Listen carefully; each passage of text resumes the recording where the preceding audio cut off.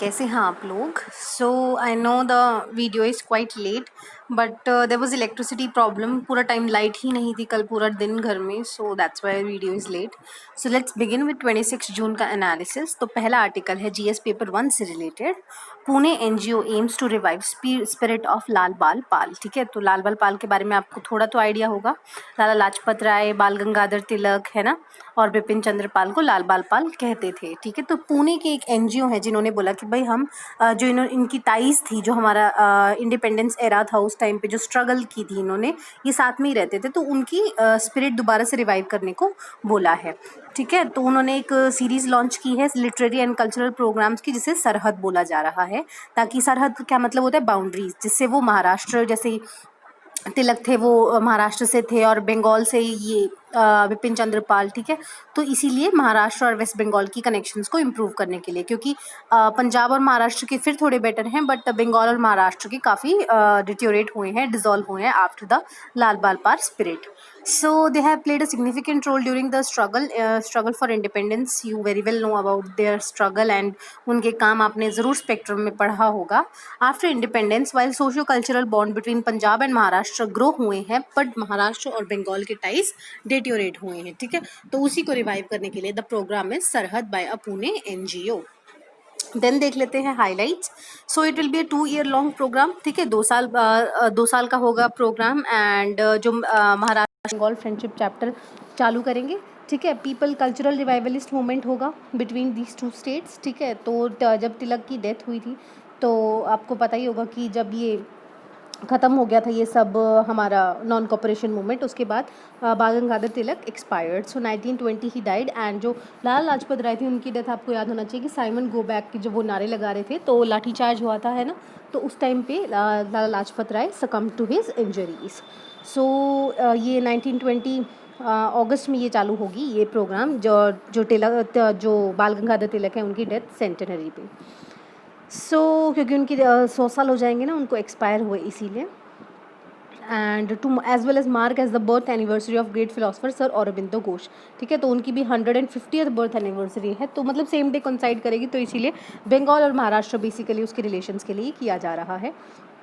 Brief contributions क्या है? सबसे पहले जो स्वदेशी मूवमेंट था उसमें जो लोगों को एक साथ लाने के लिए इन्होंने बहुत अच्छा काम किया. ठीक है, क्योंकि जो पार्टीशन ऑफ बंगाल हुआ था बाय लॉर्ड कर्जन इन 1905, ठीक है, जहाँ पे स्वदेशी मूवमेंट था जिसमें सारे जो इम्पोर्टेड गुड्स थे उनका बॉयकॉट करना था, तो जो बाल गंगाधर तिलक थे उन्होंने बढ़ चढ़ के पार्ट लिया था इसमें. Lal Bal Pal mobilise Indian across the country against the Bengal partition. तो जब बंगाल पार्टीशन 1905 में लॉर्ड कर्जन द्वारा किया गया तब उन्होंने जो इंडियंस हैं उनको काफ़ी ज़्यादा मोबिलाइज़ किया एंड बोला उनको कि भाई तुम धरना स्ट्राइक्स डेमोन्स्ट्रेशंस होल्ड करो with regard to the protest against British Raj. Okay, and क्योंकि जब अरेस्ट हो गए तो main Bal Gangadhar Tilak and retirement and Aurobindo Ghosh from active policies, तब थोड़ा फेड हुआ था. आपको याद होगा जब सूरत स्प्लिट हुआ था उसके बाद से तिलक को अरेस्ट कर लिया गया था एंड फिर उसके बाद थोड़ा ये स्पिरिट डिसॉल्व हो गई थी. ठीक है, फिर होम रूल लीग वगैरह आया था, बट ये है कि थोड़ा सा उस टाइम पे फेड होने लग गया था. इन सम फैक्ट्स देख लेते हैं. 1895 में लाला लाजपत राय ने क्या स्टार्ट किया? पंजाब नेशनल बैंक, जो आज हम पीएनबी देखते हैं. ठीक है, तो फिर 1917 में लाला लाजपत राय ने Indian home rule league of America found किया था. ठीक है, 1884 में Tilak founded Deccan education society in Pune. ठीक है, एंड न्यू इंग्लिश स्कूल खोला for primary studies and Fergusson school for higher education. Bipin Chandra Pal was strong opinion कि उनका ये ओपिनियन था कि mass reliance on swadeshi good would help people to rid their poverty. कि भाई जब हम खुद के ही स्वदेशी गुड्स मतलब इंडिजिनस इंडिया के बने हुए गुड्स लेकर आएंगे तब हमारे जो लोग हैं वो पॉवर्टी से उठ पाएंगे, क्योंकि वो खुद ही बनाएंगे एंड खुद ही बेचेंगे तो उनके पास प्रॉफिट आएगा.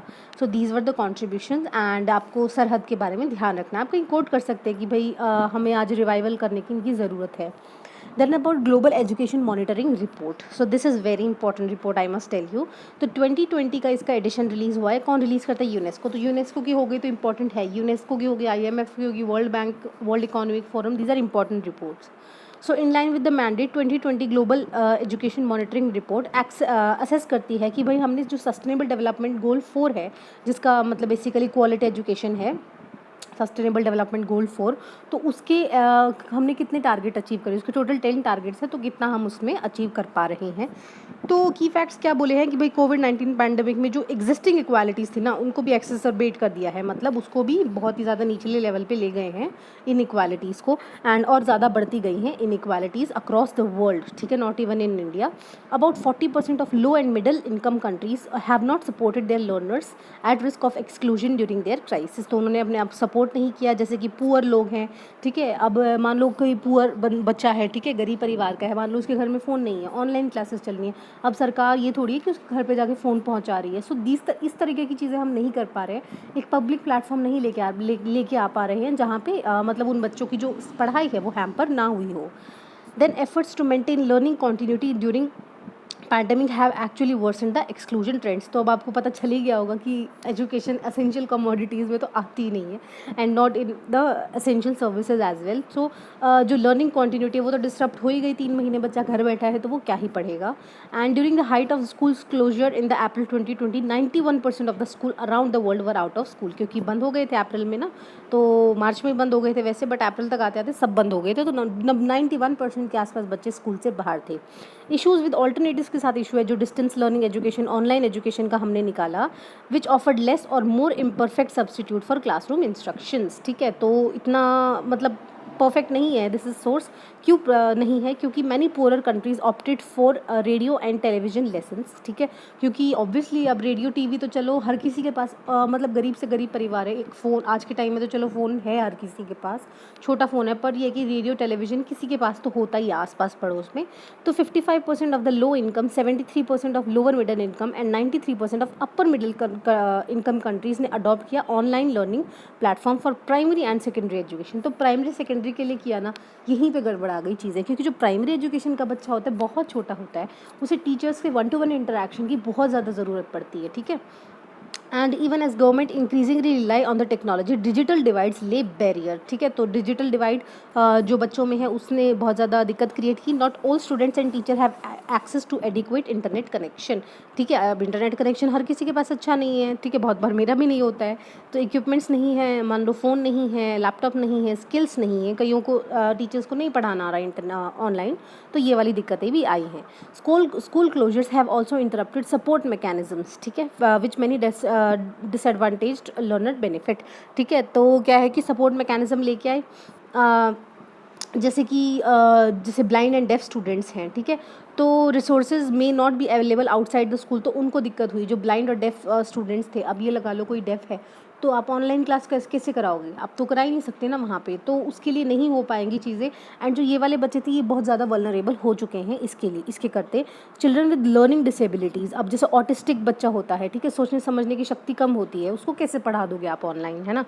सो in front of computer in और the disruption of daily school routines, क्योंकि क्या होता है ऑटिस्टिक जो बच्चा होता है ना, उसको ज़रूरत होती है आप टीचर से इंटरेक्ट करो, बच्चों से आसपास बच्चों में बात करो, तो उसका एक एंग्जाइटी लेवल कम होता है, ठीक है, वरना वो उसमें पैनिक अटैक्स आने लगते हैं ऑटिस्टिक बच्चे में, तो इसलिए बोला जाता है कि उनको डेली स्कूल में जाना ज़्यादा ज़रूरी है। फॉर पुअर स्टूडेंट्स, कई बच्चे सिर्फ मिड डे मील के लिए आते थे, फ्री मील्स के लिए, फ्री सैनिटरी नैपकिन्स के लिए, उनके लिए भी ह्यूज ब्लो है, क्योंकि उनको भी वो चीज़ अवेलेबल नहीं हो पा रही due to closure of schools. And cancellation of examinations depend कर obviously may result in scoring dependent on children's judgment, teachers judgment, कि भाई टीचर्स को किसी के साथ खुन्नस होगी तो उसके कम नंबर लगा देगा, तो इस तरीके की चीज़ें हैं जो कैंसलेशन ऑफ एग्जामिनेशंस हुए हैं।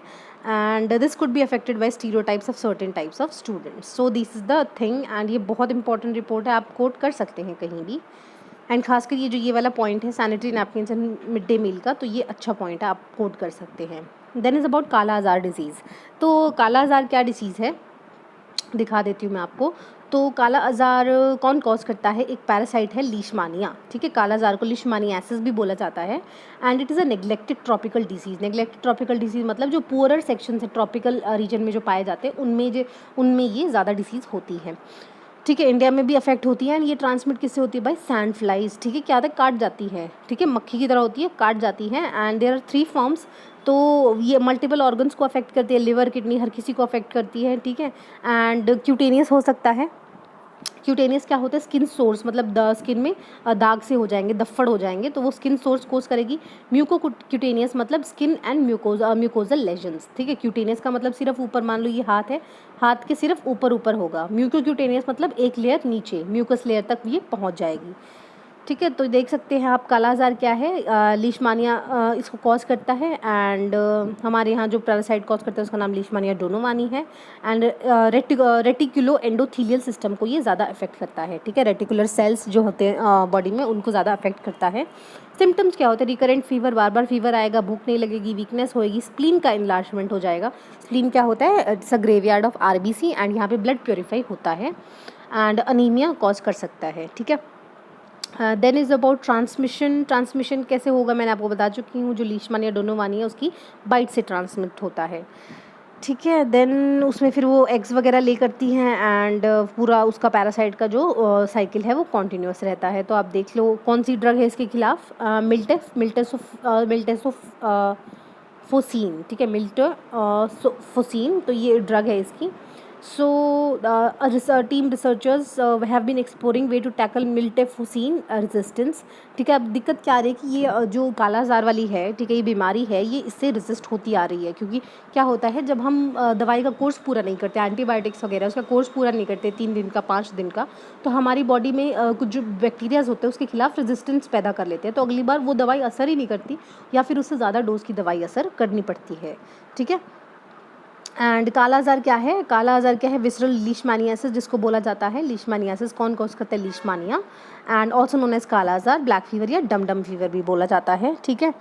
तो क्या होता है, हाई फैटेलिटी है इसकी, ज़्यादा डेथ हो जाती है इससे रिलेटेड, क्योंकि पुअर डायग्नोसिस होता है इसका, एंड अच्छे से ट्रीटमेंट नहीं हो पाता।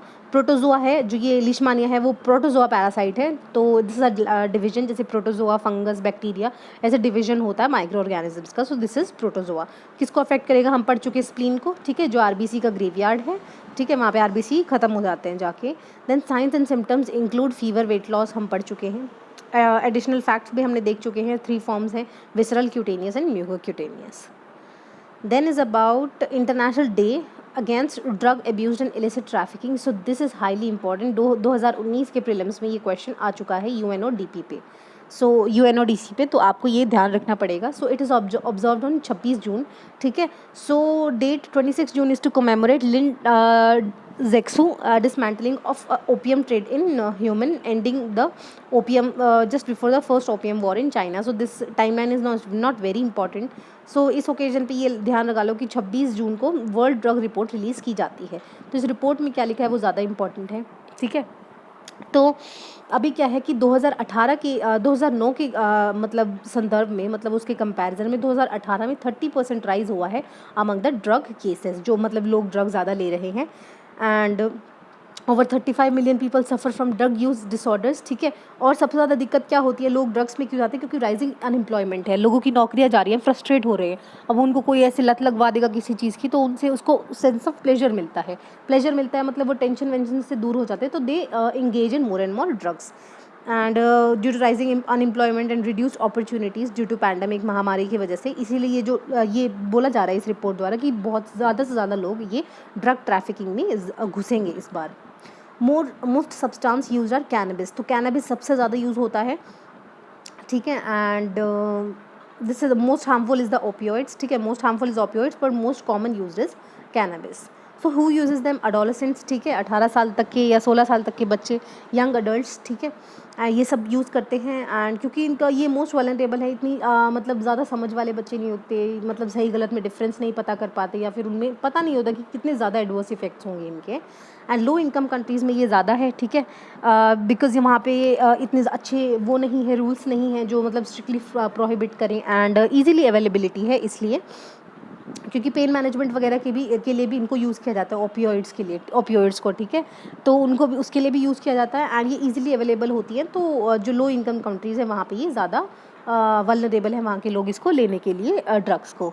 So Indian government has taken several policy and other initiative, क्या इनिशिएटिव लिए हमने, नार्को कोऑर्डिनेशन सेंटर, ठीक है, नार्को कोऑर्डिनेशन सेंटर हमने 2016 में बनाया था।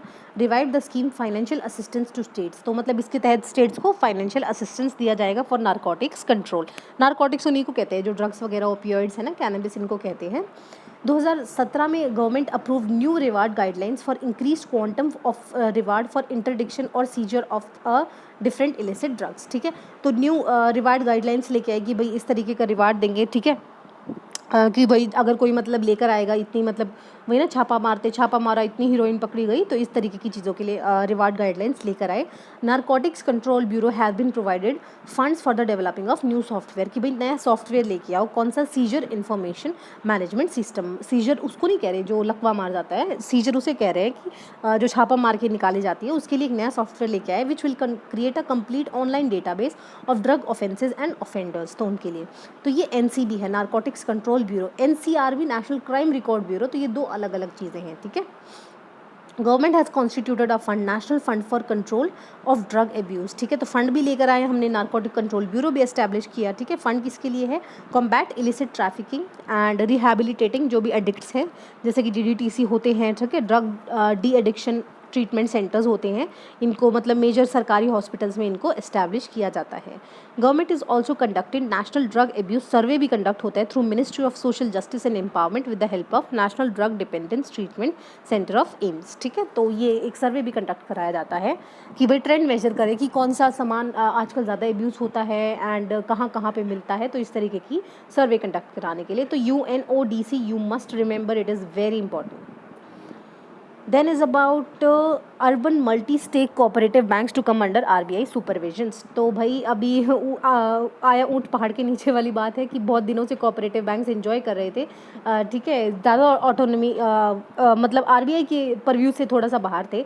तो अभी क्या आया कि पहले इन पे दो कंट्रोल होता था कोऑपरेटिव्स पे, एक तो RBI कंट्रोल करता था, ठीक है, मेन मतलब ऊपर ऊपर से कंट्रोल करता था, और जो डे टू डे वाली चीज़ें थे वो कौन करता था? Registrar of cooperative societies. तो दो रेगुलेटर्स थे इसके। अब क्या बोला है? to bring all urban and multi-state cooperative bank under direct supervision of reserve bank of India, ठीक है। तो इस यूनियन कैबिनेट ने इस ऑर्डिनेंस को अप्रूव दे दिया है।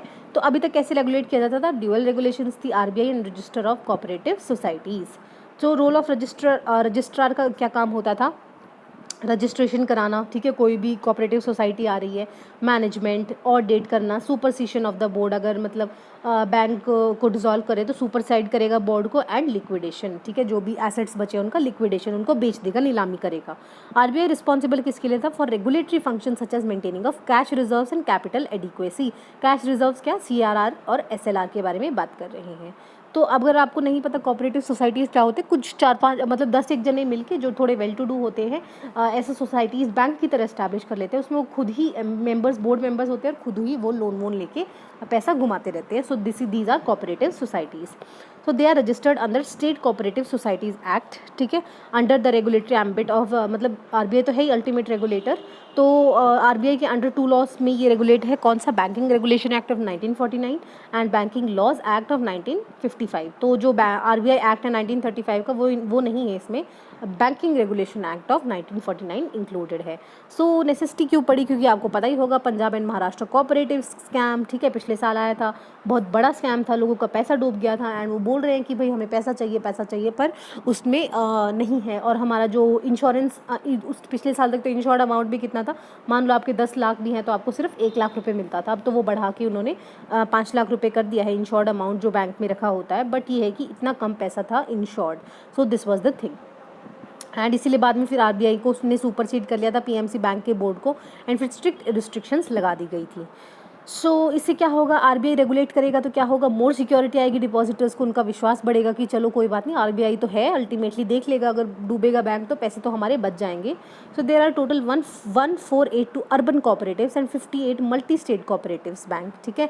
तो डिपॉजिटर्स बेस अच्छा है इनका 8.6 करोड़ का, एंड ये this is the thing. There is about decarbonizing transport project। So NITI Aayog and international transport forum of OECD ने इकट्ठे मिलकर लॉन्च किया है decarbonising transport in emerging economies project on 24 June, ठीक है। दिस एम्बिशियस 5-year प्रोजेक्ट मतलब India को किस लिए हेल्प करेगा? Low carbon transport system evolve करने के लिए, या फिर उस पाथवे पे जाने के लिए जहाँ पे हम कार्बन का एमिशन कम से कम रखें, and through development of modelling tools and policy scenarios, policy implementation और टूल हमारे पास इस तरीके से हो। सो it is a tailor made transport emission assessment framework for India, ठीक है, हमने खुद से ही मतलब म्यूचुअल कंसेंसस से बनाया है। the India project is carried out in wider context of International Transport Forum Decarbonizing Transport Initiative. So decarbonizing transport in emerging economies है क्या? It supports transport decarbonization across different world countries. ठीक है, तो current कौन participate करे? India, Argentina, Azerbaijan और Morocco. सो implementation कैसे होती है? It is a collaboration between ITF, ठीक है, Waterpolo University and supported by International Climate Initiative. So this is not very important. German Federal Ministry of Environment, तो इतना नहीं पूछते. Important है करंट पार्टिसिपेशन में, इंडिया है इसमें पार्टिसिपेंट. सो ये इम्पोर्ट हेल्प कैसे करेगा इंडिया को? The transport sector of India is third most green house gas emitter. ठीक है, हमें पता है हमारा ट्रांसपोर्ट सेक्टर में बहुत ज़्यादा ग्रीन हाउस गैस एमिट करते हैं. ग्रीन हाउस गैस कौन सी हो जाती है? NO2 हो गई, मीथेन हो गई. So these are the green house gases. Carbon dioxide होगी. So these are the green house gases. तो ये हमारा जो ट्रांसपोर्ट सेक्टर है वो बहुत ज़्यादा एमिट करता है. एंड मेजर कॉन्ट्रीब्यूशन कहाँ से आएगा ट्रांसपोर्ट का? रोड ट्रांसपोर्ट सेक्शन से.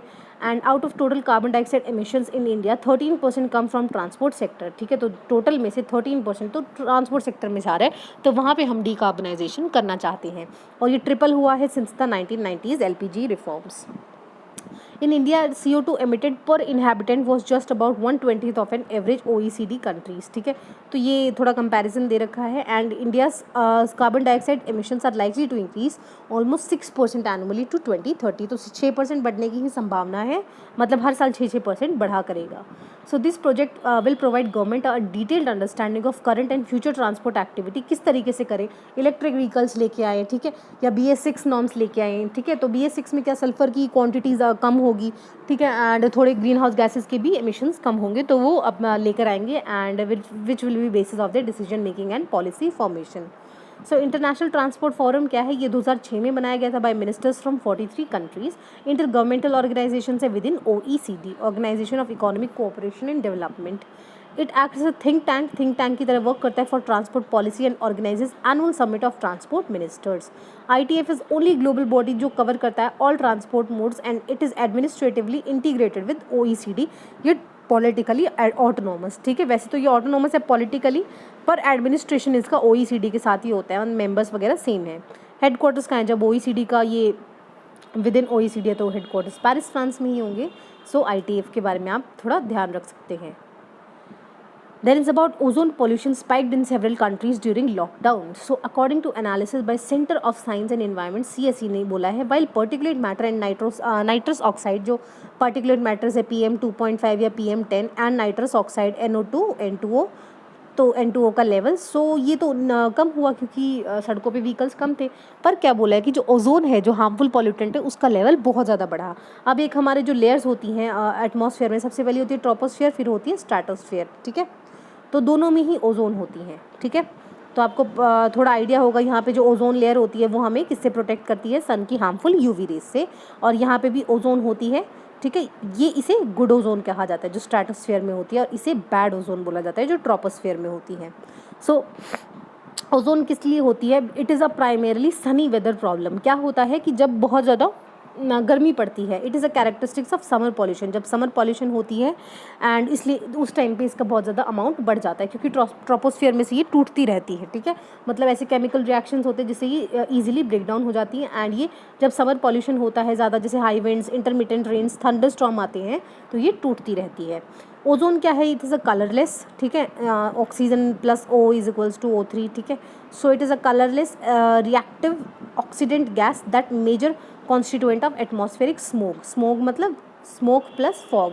तो स्मोक प्लस फॉग को बनाती हैं और जो स्मोक होती है उसमें मेजर पार्ट ओजोन का भी होता है. It is not directly emitted. मैंने जैसे कि बताया क्या है कि फोटोकेमिकल रिएक्शंस होते हैं बिटवीन NOx. ठीक है, NOx या मतलब NOx का मतलब NO2 या NO3, ये टूट जाते हैं. ठीक है, ये ब्रेक डाउन हो जाते हैं. मान लो NO3 minus O.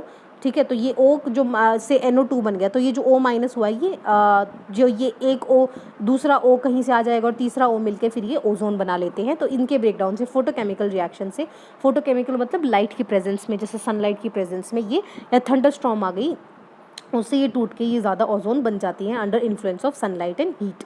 So this happens when pollutant emitted by cars and other sources chemically react in the presence of light. Concerns क्या है, eight ground level it is a harmful air pollutant, ठीक है, क्योंकि लोगों पे इसका बहुत ज़्यादा इफेक्ट है, क्योंकि जब स्मोक होती है क्या आइज़ में इरिटेशन होती है, ठीक है, जो एग्रीकल्चर क्रॉप्स एंड ट्रीज़ हैं उन पे भी ज़्यादा दिक्कत होती है ओजोन के एक्सपोजर से। There is about scheme for promotion and academic scheme for promotion of academic and research collaboration, ठीक है, तो रिसर्चर्स हैं जो आईआईटी मद्रास से, उन्होंने कोलैबोरेट किया है Germany counter parts in their Germany जो भी उनके अलाइज थे, to develop new materials for green energy solution, ठीक है, क्या है ये, क्या बनाने की कोशिश में है, ग्रीन हाइड्रोजन बनाने की उसमें है। So this project has been taken but under the scheme for promotion of academic and research collaboration. So इससे क्या होगा, ऑल्टरनेटिव टेक्नोलॉजीज लेकर आएंगे जो प्रोड्यूस करेंगे ग्रीन हाइड्रोजन, क्योंकि अब हम हाइड्रोजन बेस्ड इकोनॉमी की तरफ जा रहे हैं, ठीक है, अब जो हमारी कार्बन बेस्ड इकोनॉमी है उससे शिफ्ट होकर हाइड्रोजन बेस्ड इकोनॉमी पे जाएंगे। नीड एंड सिग्निफिकेंस क्या है, जो conventional method of generating hydrogen result in the large quantity of carbon dioxide बहुत ज़्यादा बनते हैं जो कन्वेंशनल मेथड है जिनसे हम हाइड्रोजन बनाते हैं, एंड कार्बन डाइऑक्साइड जो हमने अभी पढ़ा it is a major greenhouse gas. इससे क्या है, गर्मी बढ़ेगी, टेम्परेचर बढ़ेगा, है ना, क्या टेम्परेचर बढ़ेगा क्लाइमेट चेंज बढ़ेगा। So this is the thing, and this project aims to develop novel low cost electrocatalyst for hydrogen evolution reactions. So spark क्या है, it is an initiative of HRD, ठीक है, human resource development, and aims to improve the research ecosystem of the India's higher educational institutions। तो उनके research ecosystem को बेहतर करेगी by facilitating academic और research collaboration। तभी तो spark में full form में क्या आता है, academic and research collaboration between Indian institutions and best institutions of the world. तभी तो हमारा जो आईआईटी मद्रास ने जर्मनी के साथ ये कोलैबोरेशन किया है। तो एचआरडी मिनिस्ट्री का इनिशिएटिव है, रिसर्च इकोसिस्टम को इम्प्रूव करेगा हमारे यहाँ में हायर एजुकेशनल इंस्टीट्यूशंस में। ये नहीं कोई भी स्कूल कल स्पार्क के अंडर आ जाएगा, ऐसा नहीं होता। इसमें क्या होता है, 600 joint research proposals will be awarded for 2 years to facilitate strong research collaboration, ठीक है, तो रिसर्च प्रपोजल्स भेजे जाते हैं कि भाई हम इसमें रिसर्च करना चाहते हैं, तो उनको अवार्ड किया जाएगा कि भाई चलो तुम कर लो और हम तुम्हें फंडिंग दे देंगे। And between Indian research group with the best in class faculty and renowned research groups in the leading universities of the world. So IIT Kharagpur is the national coordination institution जो इस स्पार्क प्रोग्राम को implement करता है। There is about styrene gas leak, ठीक है, आपको थोड़ा idea होगा कि आंध्र प्रदेश में विशाखापट्टनम में स्टाइरिन गैस लीक हुआ था एलजी पॉलीमर्स नाम की कंपनी में, ठीक है, एंड तो अभी तक क्या है कि उसकी जो रिपोर्ट होनी थी, मतलब प्रोब कर रही थी, इन्वेस्टिगेशन हो रही थी क्यों हुई कैसे हुई, तो उसको मतलब आगे बढ़ा दिया है 30 जून तक। सो एक कमेटी इन्वेस्ट बैठी थी, ठीक है, इनटू द May 7 मई को ये इंसिडेंट हुआ था जिसने 12 लोगों की जान ले ली गई थी। एंड तो ये उनको बोला था कि 22 जून तक सबमिट करो, पर अभी इसको बढ़ा के 30 जून कर दिया गया है। तो स्टाइरिन गैस होती क्या है, styrene is a organic compound, ठीक है, ऑर्गेनिक मतलब कार्बन से बना होता है, एंड कार्बन हाइड्रोजन से या and oxygen, it is a organic compound used in the production of polymers, ठीक है, प्लास्टिक्स या रेजिन्स, इस तरीके की चीज़ें, रेजिन्स की, हाँ, प्लास्टिक्स या रेजिन्स आपने देखा होगा किसी तरीके के मटेरियल्स जो मिल जाते हैं ना, ये कपड़े में भी बहुत सारा रेजिन्स यूज़ होता है, and use in manufacture of petrochemical refineries. Poisonous है, इन्फ्लेमेबल गैस है, ठीक है, and it is also known as PVC gas, polyvinyl chloride, and use in the production of PVC, जैसे पीवीसी पाइपलाइंस नहीं कह देते हैं, तो उसकी मदद उसके लिए ये यूज़ होती हैं। And 20th most use chemical in the world according to WHO। कहाँ पे मिलती है, एयर वाटर सॉइल हर जगह मिलती है, एंड वहाँ पे मिलेगी once it is release into environment. अगर बीकर में है तो ठीक है, अगर लीक हो गई तो ये काफ़ी जगह रिलीज़ हो जाती हैं एंड इवेपोरेट हो जाती है soil and shallow water surface पे, and it is also broken down by micro organisms अगर सॉइल में पहुँच जाती है। वैसे तो ये नेचुरली भी अकर करती है, पर स्मॉल क्वांटिटीज़ में होती है, जैसे सिनेमन, कॉफ़ी वगैरह में, एंड ये कोल तार में भी मिलती है, जो कोल जिससे रोड बनाते हैं। लिविंग बींग्स को अफेक्ट करती है, आइज इरिटेशन करती है अगर एकदम से लीक हो जाए, जैसे अभी हुआ था विजाक में, and GI effects, gastro intestinal effects, ठीक है, जो पाचन तंत्र है वहाँ पे अफेक्ट करती है। आउटर लेयर ऑफ टिश्यूज़ को अफेक्ट करती है। स्किन इरोजन मतलब स्किन उतरने लगती है, and bleeding in the short term. Long term में क्या होता है, ज़्यादा सिर में चढ़ जाती है गैस, तो इससे क्या सेंट्रल नर्वस सिस्टम मतलब ब्रेन, स्पाइनल कॉर्ड, इन पे अफेक्ट होता है। डिप्रेशन हो सकता है, हियरिंग लॉस हो सकता है, न्यूरोपैथी हो सकती है, पेरिफेरल न्यूरोपैथी मतलब हाथ पैरों की जो एक्सट्रीमिटीज़ है उनमें सेंसेशंस खत्म हो जाती हैं, ठीक है। कलर कन्फ्यूजन हो सकता है कि जिससे कि कलर ब्लाइंडनेस हो सकती है कि भाई हम आपको पर्पल और ब्लैक में डिफरेंस ही नहीं पता चल रहा, दोनों ही ब्लैक दिख रहे हैं, तो इस तरीके की कलर ब्लाइंडनेस भी हो सकती है। It is a possible carcinogen means cancer causing agents, and ये कैंसर कॉज कर सकता है अगर लॉन्ग एक्सपोजर हुआ तो इसका।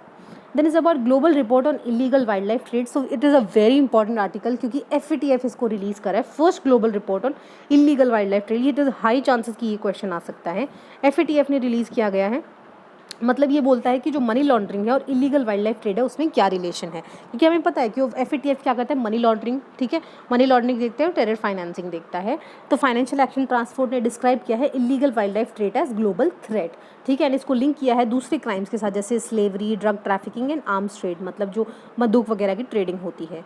So the illegal trade is estimated, मतलब काफ़ी रेवेन्यू जनरेट होता है $23 बिलियन के आसपास, and frequently misuse the legitimate wild life trade, ठीक है. तो जो वैसे वाइल्ड लाइफ ट्रेड लेजिटिमेटली होता है उसमें उसको भी मिसयूज़ होता है, उसके साथ दूसरा मतलब साथ में पहुंचा देते हैं दूसरे जो इलीगली है उसमें 1-2 एनिमल एक्स्ट्रा घुसा देते हैं. And it is a type of import export type of business, and it also rely on the regularly on corruption and complex fraud and tax evasion, ठीक है. तो मनी लॉन्ड्रिंग से link है, इसीलिए FATF को इसमें इंटरप्ट करना पड़ा. And there is a growing role of online market place, ठीक है, ऑनलाइन ऑर्डर प्लेस किया एंड ऑनलाइन ही मतलब वो पेमेंट कर दी गई. And social media based payments, ठीक है, क्या होता है कईयों में ऐसे पेमेंट करा लेते हैं कि मान लो 1,000 रुपये पेमेंट करो और आपको ये पता चल जाएगा, या 10,000 पेमेंट करो. तो इस तरीके की चीज़ें वो मतलब दिखती नहीं. मान लो कोई एजुकेशनल इंस्टीट्यूट से कोई टेस्ट सीरीज़ का वो मान लो पैसे भरवा दिए, पर वो असली में पैसे किसी और के पास जाएंगे. तो इस तरीके की भी चीज़ हो सकती है. मतलब शेल कंपनीज या शेल प्रोग्राम्स, मतलब नकली प्रोग्राम्स चालू कराएं जिससे वो टैक्स इवेजन कर सकते हैं और मनी लॉन्ड्रिंग कर सकते हैं. मनी लॉन्ड्रिंग मतलब ब्लैक से वाइट में कन्वर्ट करना. According to 2016 UN world wildlife crime report, crime are illegally trading products derived from over 7,000 species of wild animals and plants across the world. Challenges क्या हैं? Jurisdiction often do not have required knowledge, legislative basis and resource as access to combat threat posed by funds generated through illegal trade. क्योंकि हमारे पास अभी knowledge नहीं है कि भाई ये फंड यूज़ कहाँ कहाँ हो रहे हैं, ठीक है, एंड इतने लेजिस्लेटिव बेसिस भी नहीं है कि भाई कैसे इनको रोक पाएंगे एंड असेस कर पाएंगे. Criminal syndicates are misusing formal financial sector to launder the proceeds, ठीक है. जो फॉर्मल फाइनेंशियल सेक्टर्स हैं, ठीक है, किसी मतलब या मान लो शेल कंपनी खोल ली, ठीक है, उसी में वो पैसा मतलब अंदर बाहर कर रहे हैं उससे, तो ये मतलब मान लो कि वो वहाँ से एंजल टैक्स भी ले रहे हो, ठीक है, एंजल टैक्स से एग्जम्पशन भी पा रहे हो.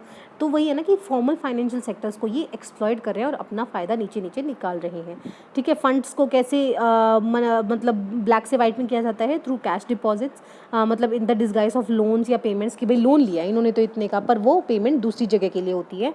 ई बैंकिंग प्लेटफॉर्म का भी मिसयूज़ होता है, ठीक है. And third party wire transfers via bank, हर किसी का मतलब ये फ़ायदा उठाते हैं. अकाउंट्स ऑफ इनोसेंट विक्टिम्स, हाँ ये बहुत इंपॉर्टेंट है. जैसे किसी का मुद्रा कार्ड है, ठीक है, या जनधन योजना का जो कार्ड है वो उसके तहत कार्ड दिया जाता है, उसको बोल देंगे कि भाई हम तुझे 2,000 रुपये एक्स्ट्रा दे देंगे, अपने कार्ड का यूज़ करने दे. लोगों में इतनी नॉलेज नहीं होती और वो यूज़ करने देते हैं और वहाँ से हाँ मतलब काफ़ी बड़ी बड़ी ट्रांजेक्शन्स हो जाती हैं.